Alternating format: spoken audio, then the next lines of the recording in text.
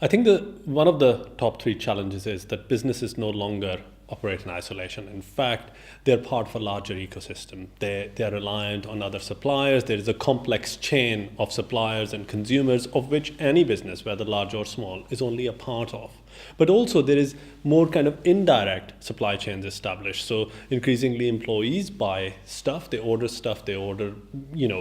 equipment for the business that comes from a supplier that is not necessarily always checked for various security properties, but at the same time, employees bring their personal devices and attach them to the network. So in fact, businesses operate in this rather complex ecosystem, and trying to understand the cybersecurity challenges and trying to secure yourself in this ecosystem, which is only partially trusted, because you may know your immediate suppliers, but you don't know their suppliers, and so on and so forth, or you don't necessarily know what path a particular thing has taken to your organization. So that's the one big challenge that businesses have today. They really operate in these partially trusted settings, and in there, how do you secure yourself when you can't really know that everything is fully trusted, and you can't have it fully trusted.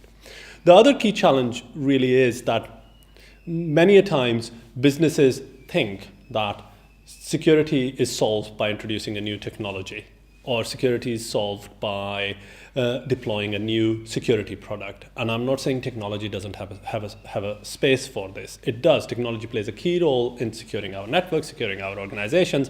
However, the biggest threats that arise are at the intersection of technology and people. And many a times, either people would exploit technology to try and get into an organization and breach its cybersecurity, or they would inadvertently make mistakes that would lead to breaches. And that's challenge number two.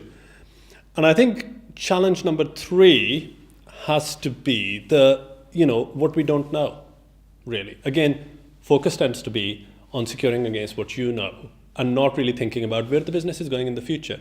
What cybersecurity challenges is that going to pose, and really doing some kind of a forecasting and trying to understand what's going to happen in the future, and trying to build strategies, trying to build systems, not just technologies, a combination of more human elements and technological elements, systems that will actually secure the organization against those threats.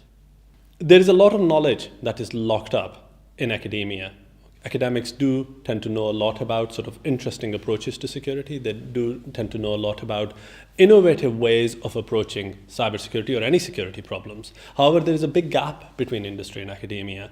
There is not enough of a link up between industry and academia, where industry is actually informing academia about interesting problems, not just of today, but problems that they might face in the future. And academia needs to understand more about where the industry is going, what new technologies, new disruptive things are going to come into play that is going to completely change the landscape of cybersecurity.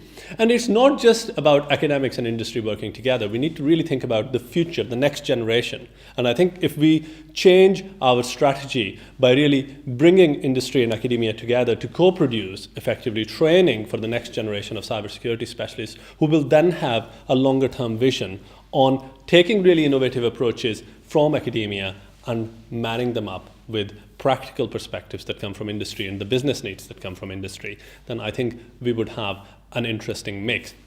And if the government can play a key role in bringing these two sides together through a range of initiatives, then I think that would be very, very valuable.